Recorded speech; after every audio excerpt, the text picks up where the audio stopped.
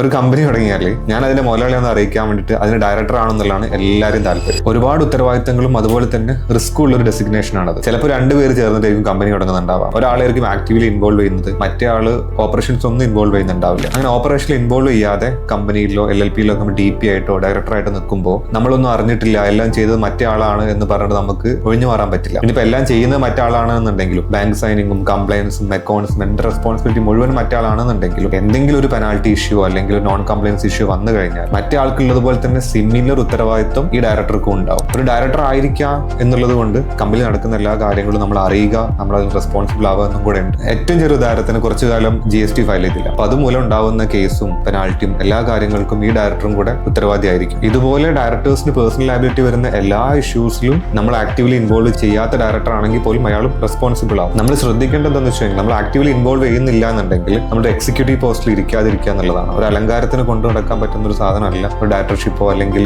ഒരു LLP designated പാർട്ണറോ എന്ന് പറയുന്നത്.